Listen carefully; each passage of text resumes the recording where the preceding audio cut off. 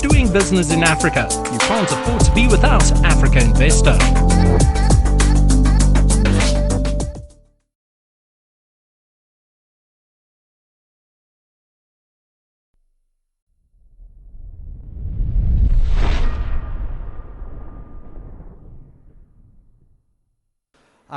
Good afternoon, everyone. All protocols observed.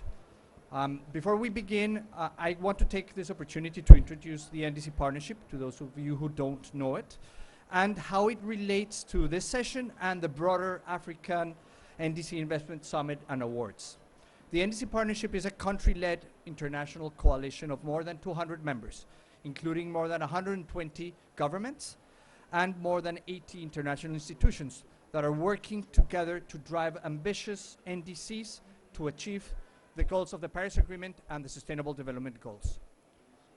Leverage, coordination, and collaboration is what we need to finance and implement the NDCs at the scale and speed that is needed for the Paris Agreement goals to be met. Africa will need, as we've heard already, and this is the number of the day, 3 trillion between 2020 and 2030 to implement those NDCs that are on the table. That is around 277 billion a year, with around 90% of that expected to come from non-government sources.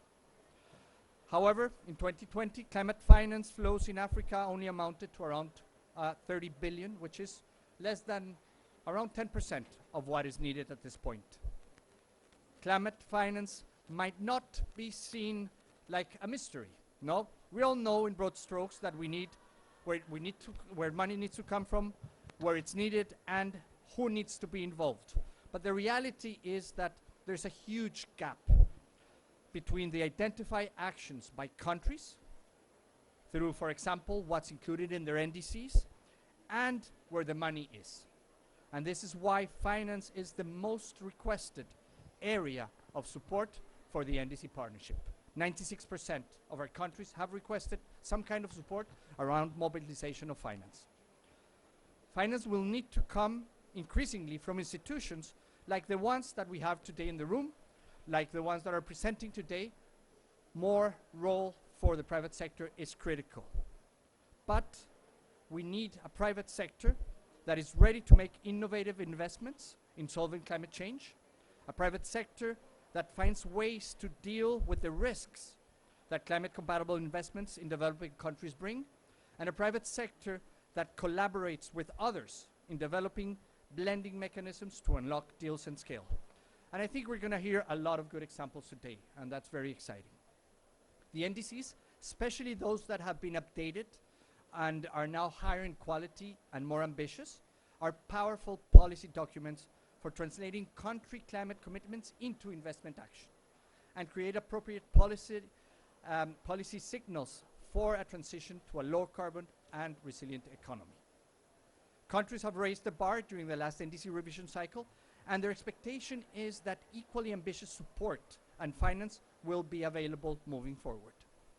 From the side of the NDC partnership, through our members, we're working with countries on NDC investment planning and project development plans We're mainstreaming climate action within development plans and budgets, developing strong enabling environments to bring in the private sector, for example, and effectively engaging private sector financiers.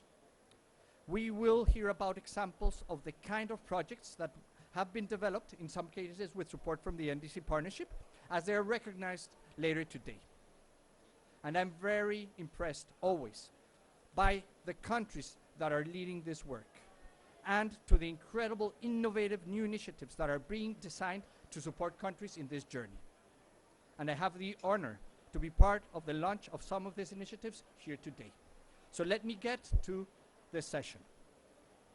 This session is the NDC and Climate Investment Initiative Showcase. Our panelists will showcase how private capital can be mobilized at scale for the implementation of Africa's nationally determined contributions and energy investment projects. We will hear from Dr. Sharon Fitzgerald, partner at DLL Piper. First, okay, yes. We will hear from Hans-Jürgen Walter from Deloitte. We'll hear from Hendrik Malan from Frost and Sullivan Africa, and from Thijs Simonsen from the CARD.